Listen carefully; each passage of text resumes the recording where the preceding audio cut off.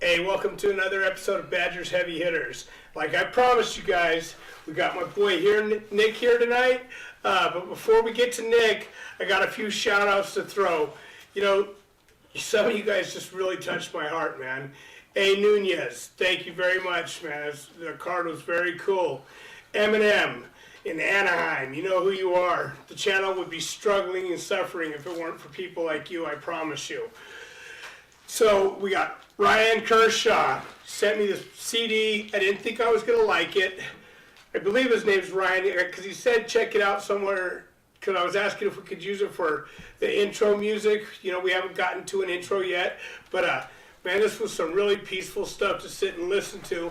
And then our boy, all the way from the UK, Mr. Nickel. Thank you, man. That plaque was so awesome. We love it. You know, it'll be up in video with us from now on. We're still, I've been sick, as you guys know. You probably hear it in my voice. I got a major ear infection. I feel like crying and just going to bed. But the show must go on, you know. I want to keep bringing you guys content. I want to keep it 100% real and go from, you know, something like that. My boy Nick, we got a motto. It goes something like, stay ready, you ain't got to get ready. That's right.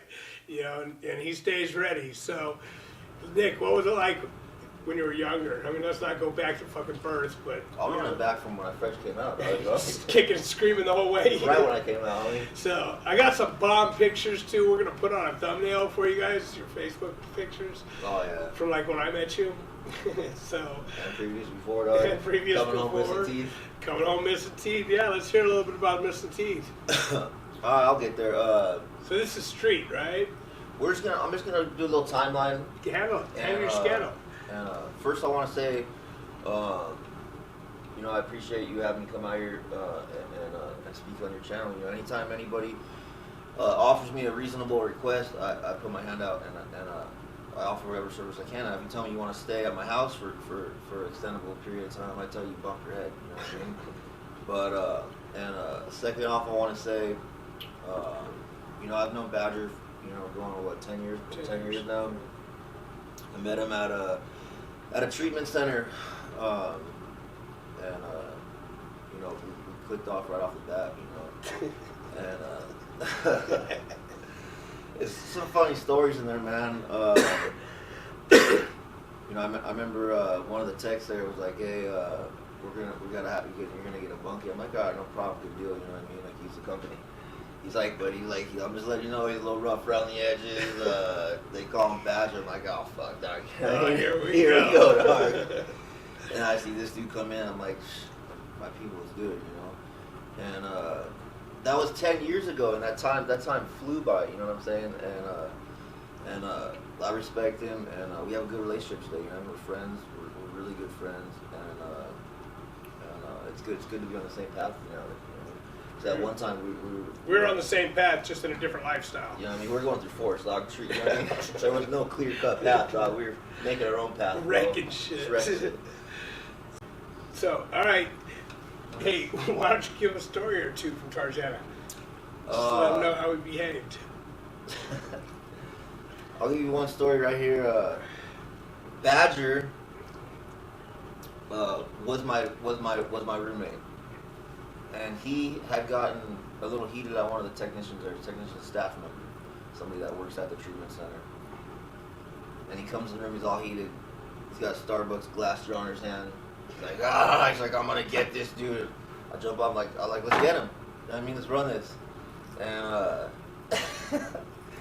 and there's so many stories like that. When Badger first came in, I didn't even know who he was. The technician there was like, hey, you're gonna get a new bunkie. He's a little rough around the edges. And I was like, all right, let's run this. You know what I mean? He came in, big old. I mean, you were pretty sucked up then, dog. But you were still big. You know what I mean? Right. Tatted all up, and I was like, all right, cool. We could do this. There's so many stories at the treatment center, and I'm not gonna lie, bro. A lot of them, I fall short of remembering, bro. No, who doesn't? I mean, you know, those were 10 years ago, and that was it wasn't a good time in my life. I will say this, Nick saved me more than once when I was there, you know. Bed banging on the wall. You want to go into that story? No, we better not. It's just a personal joke. Yeah, it was pretty personal. Yeah. So I'm gonna tell you a little bit about my story. I was getting into it a little bit the other day, and Badger told me to cut it because he wanted me to run my full story. So here I am. I want to say first off, thanks for letting me come out and speak on your channel. Respect, bro. Anytime anybody asks me what if I could do anything that possibly might help somebody else, I always extend my hand and I always run with it, because that's how it was for me. When I needed help, someone was always there with a handout that I could grab onto and showed me the way. That's how I was in treatment center when I met you too. You know what I mean? That was my first time in treatment. I didn't know how shit worked. And just found out it's 5:30 in the morning, cleaning the sink, taking a shower.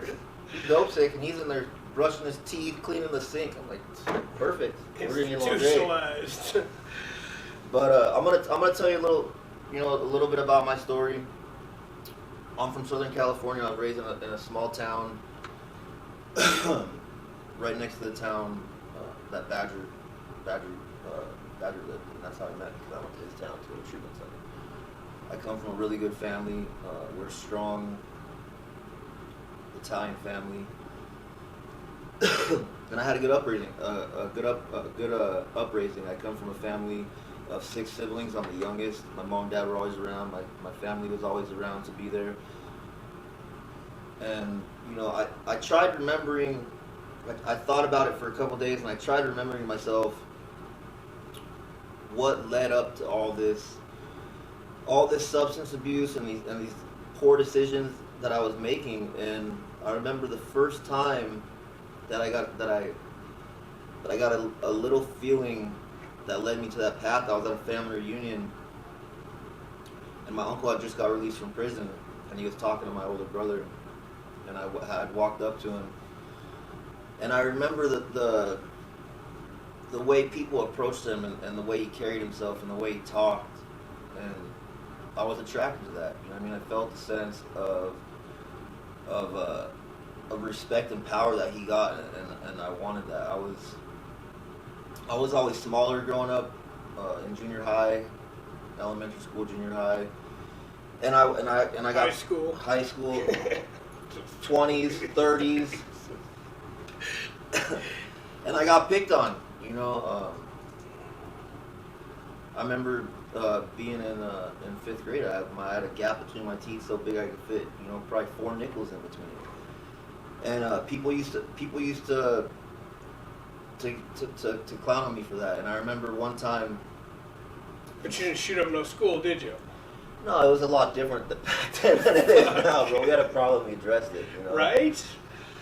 And that's what my brother told me, and that's what my brother taught me. My older brother told me from a young age, we have a problem, we address it, we don't run from it. There was a couple times in early 6th grade, my brother had to come bail me out of certain situations at school, and he told me, he's like, look, I can't do this forever no more. He's like, you got to stick up for yourself. And that's when I started going to the gym every day with him and working out. My brother got me physically active inside the gym at a very young age, and I looked up to him so much, and at that time, that's when I started getting into weed and alcohol. It started even before that. We go to school, and before school we smoke a cigarette in 6th grade. Cool. Just a little rebel, bro. You know what I mean? We're cool. Little I know, those actions kept rolling with me, and the substances got heavier and heavier. Cigarettes, weed, alcohol, pills, heroin, meth, and that's the story of my life. I didn't do good in school. I never did good in school. I was always being suspended, and even before that, before I started doing that, my brother and my dad have the same last name, so my brother would excuse my absences, hundreds of absences, you know what I mean? He'd write a letter with my dad's name, boom, send it off. He'd call, he's like, hey, this is Nick's dad, he needs to be excused from school, boom, and I'd be off and I'd be smoking weed, doing my own thing, bro. I did not like school, I didn't do good in school. That followed me all the way to high school. I remember in high school, just being in altercations with anybody that I could find that wanted an altercation. I didn't want to be at school. Being suspended was my way out of school. you know. And when I was suspended from school, I had so much time on my hands that what am I gonna do? Everyone's in school. What am I gonna do? I'm gonna go to the liquor store. I'm gonna have someone buy me some alcohol. I'm gonna drink. I'm gonna smoke some weed, and I'm gonna chill. Eventually, you know, those decisions that I was making affected my future. I didn't think that those decisions I was making was gonna affect my future. I thought I was young. I was doing what people do, and everything was gonna be all right when I got older. You know what I mean? I remember my first time. You know, I started out just with pills, bro. You know what I mean? Xanax and OxyContin. Most people do. Xanax and OxyContin. All the doctors started getting busted around here. The OxyContin disappeared, bro. You know what I mean? So I went to rehab. I'm like, all right, let's do this. You know what I mean? I went to rehab. I'm like, when I get out, I'm only gonna drink, bro. Only gonna drink. Nothing wrong with drinking. Nothing wrong with drinking, bro. Nothing wrong with drinking. Within 24 hours, 48 hours, I was off and running again. You know, and this time it wasn't OxyContin. I remember being in someone's garage drinking, and there's a group of people in the back, and they're smoking something. I'm like, you know, I'm curious, bro. How come I'm not smoking this? Why am I smoking that? You know, what do you hold now? I'm curious, Right. you know. But curiosity killed the cat, bro. You know what I mean? Cat though, bro. So I go in the backyard, the back of the garage, and I'm smoking this, and it ends up being heroin. As soon as I smoke, I'm like, puking everywhere, bro. Love that puke. But you think anybody that would do that would be like, oh, we don't want to try that again. Right? After that, I'm like, run it, you know, give me some more. And that should have been a red flag to me that I have an addictive personality. I need to put that down before my life gets crazy and unmanageable, and I didn't. Boy, are these guys in for a big surprise at the end of your story, bro. I'm so excited right now that I just know what a big surprise they're in for at the end of your story. So, So, you know, in the process of making these decisions to alter my state of mind, drugs, alcohol, all the people that were making the right choices and doing the right thing, I distanced myself from. All my family that loved me, I distanced myself from them because of the choices I was making. You know what I mean? I can't do drugs around them. I can't be high around them. We don't go around them. You know, and because of that, I didn't really have a close relationship with the people that love me. You know, and today I look at that and that shit hurts, bro. You know what I mean? I lost on a lot of years of potential bonding between family and close friends. you didn't use it with any family members at all? I use with my brother. How old's your You know, brother? my brother's 8 years older than me, so he would be 37, and you know, I'll get to that in a minute. Yeah, I know. So we'll go back to the story. I'm doing this in the garage, and you know, next thing you know, it's 3 days later. I'm still doing it. One day, you know, third or fourth day, whatever it is, I can't recall. But a couple days after that, I'm waking up. I'm feeling like shit, bro. You know what I mean? And I kept on using. Now it's at a point I have to use so I can function. I have to use so I can be well enough to go about my day. And you know what that's like, you know.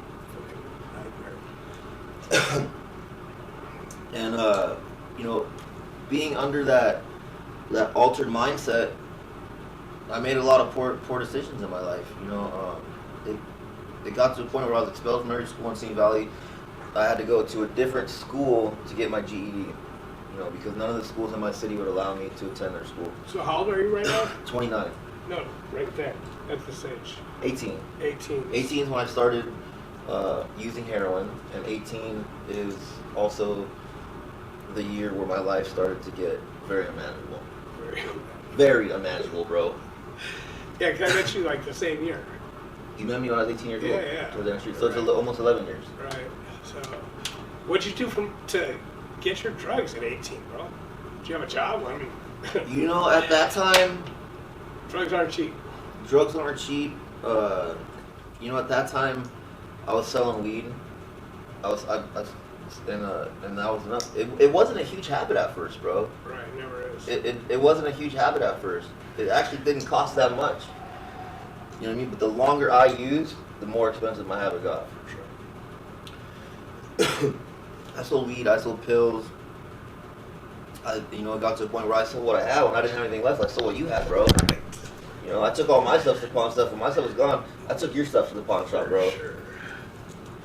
And that's Can just, help me look for it? and I'd help you look for it after I got the money, I got my fix, I'm feeling good, I come help you look for it, dog, so we can Dog, I take just seen it. I just seen it. How funny I did too. And, drugs and alcohol, I'm not gonna lie, completely ruined my life, made my life unmanageable, and there's a ton of insanity. The choices I was making, looking back, reflecting on that, were some insane choices that I was making.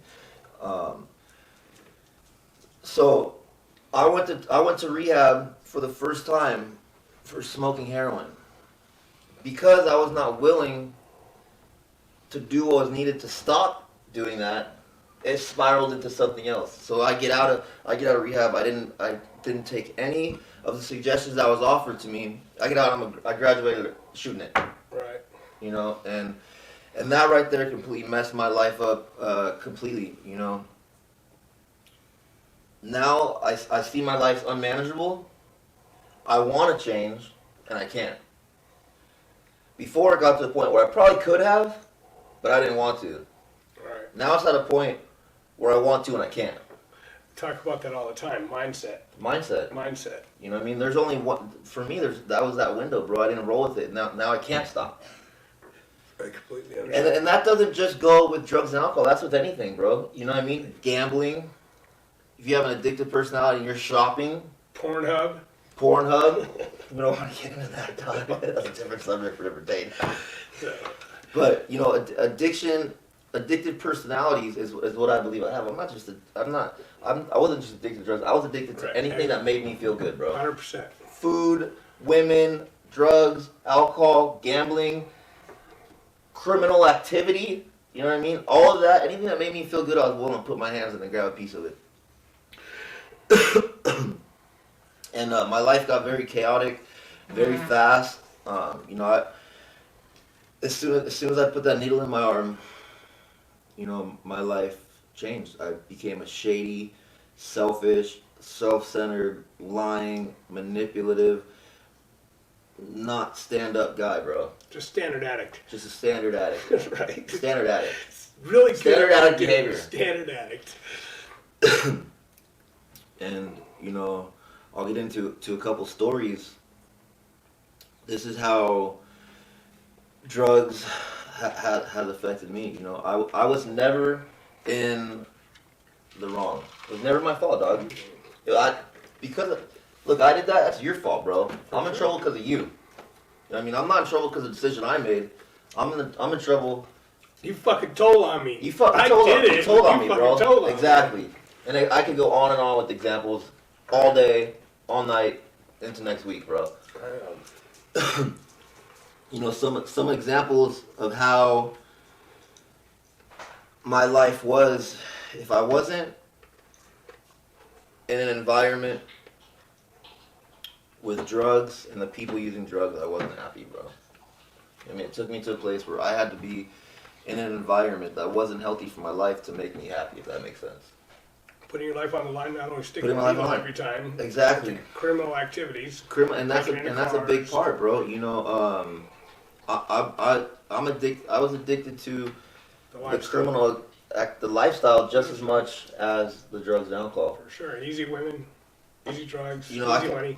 None of it lasts. A car full of people that are just with the business, bro. You know what I mean? And that, to me, I felt respect, power. You spell respect, F-E-A-R, fear. But it's true, bro. You know what I mean? When you're rolling with people and you have that feeling of respect, that's just as addictive as a drug, bro. Absolutely. I miss it at times. Not that form of. Right. No, I get it. I get it. Respect. And I've been arrested from everything from a DUI to possession of stolen property to possession of a deadly weapon. My ears fucked up. Did you say swollen property? That's no stolen property. Intent to swallow. All the way up to I was arrested for attempted murder, assault with a deadly weapons by means to produce great bodily injury, and terrorist threats, and those are all because of the choices I made. You know. So we were, you know, my brother was going through a nasty divorce, and people came to the house and ended up trying to jump my brother. You know what I mean? And he was the only person. He was doing a little garden work doing his thing in the garden, doing a little garden work, and some people ran up on him. And we went to the bar later that night. My brother had a roommate. The roommate decided to stay at home and watch the house, make sure everything was okay. You know what I mean? And we're at the bar drinking, doing our thing, and my brother gets a phone call, hey, from the roommate, hey, these dudes are back, and they're across the street, you know, what do you want me to do? And my brother's like, don't do anything, we're on our way. So once again, that feeling of power, let's get involved and let's do this. Let's do this. So we get in the car, we head down there. You know, I approached the driver. My brother's like, I got this. I'm like, all right, we'll go to the passenger then. Go to the passenger then, bro. You know what I mean? So I go up to the passenger, and he reaches for. I approached him. I was like, hey, what's your business? I was trying to figure out the situation. I'm like, hey, what's going on, bro? You know what I mean? Why are you here? What's your business here? What's your name? He wanted to be totally argumentative, not telling me anything. I'm like, all right, we can run that way too. You know what I mean? And my dumb ass walks up with my no shirt on. I got my last name tattooed across my chest from shoulder to shoulder, bro. Not even thinking about that.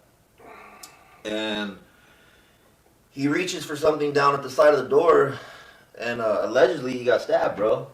You know what I mean? And Things like that happen. things like that happen. And, you know, so now an action that happened affected not only me or my family, because when that happened, the police officers basically went on a manhunt to try to find me, bro. I took off, went to the other valley. I have detectives going to my mom's work. She works at elementary school. They're going into her work. They're going to my aunt's business. They're like, hey, where's your son at? You know what I mean? We talk to him. 2 or 3 weeks go by. I was like, this is out of control. You need to contact the investigating officer. I'm like, I'll contact him. And so I call him. He's like, hey, we need to talk. He's like, can you meet me at the police department? I was like, yeah, bud, that's out of the question, bro. That's So, not I mean, going down. you bump your head, dog. Got a burrito with some coffee? yeah. He's like, can you meet me in a public place? I'm like, sorry, bro. I can't meet you at a public place. You know, I might as well meet you at the police department, dog. I was like, look, bro, you can meet me at my parents' house, and I'll talk to you through the front window. You know what I mean? I'll be inside, you be outside, we communicate that way. I'm thinking it's going to work, bro. I'm at a point in my life where my thinking is so messed up, bro. I think this is going to work, dog. Through the screen. An eighth of a piece of glass. Just cracked. Right. You know what I mean? So I'm like, all right, let's do this. And I had my buddy drop me off at my house. I walk up to the house. Boom. One cop jumps out of the bed of my dad's pickup truck. One cop jumps out of the bush, tackle me.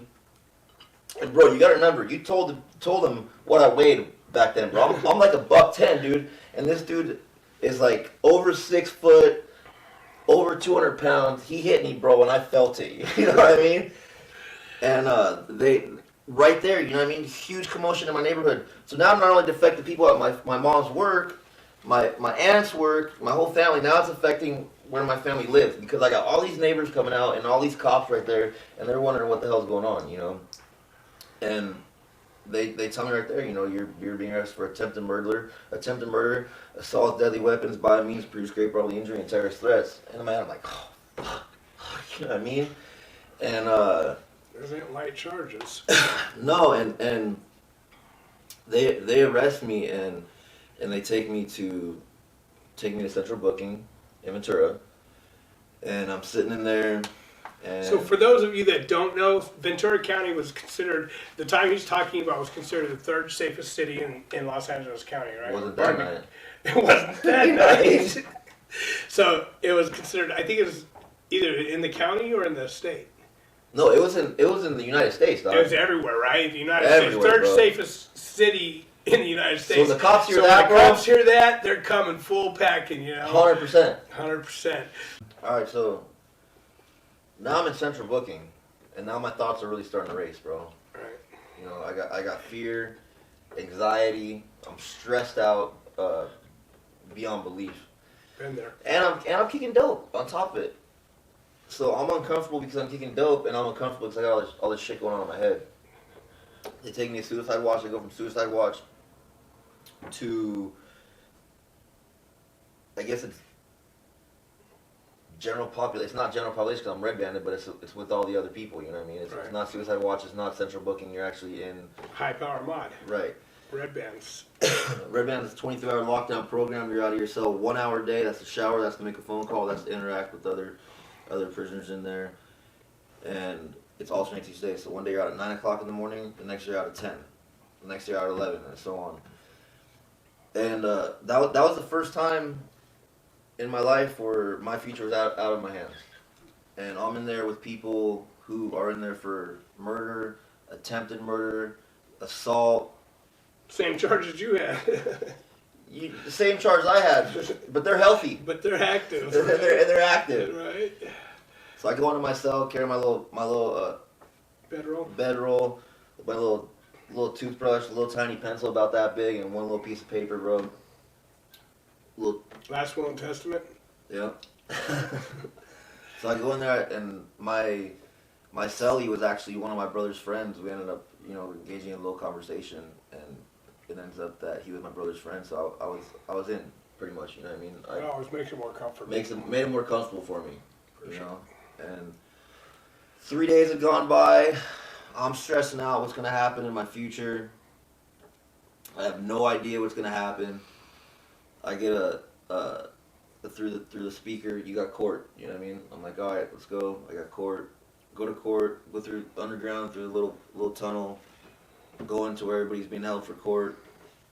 Mind you, everyone's getting called before, and this literally was like a 4 or 5 hour process, bro. Right. And everyone's getting called before me, and in my head I'm like, what's going on, man? So I see one of the COs walk by. I'm like, I stop him. I'm like, what's going on? I was like, is there any way you can find out what's going on? I've been here.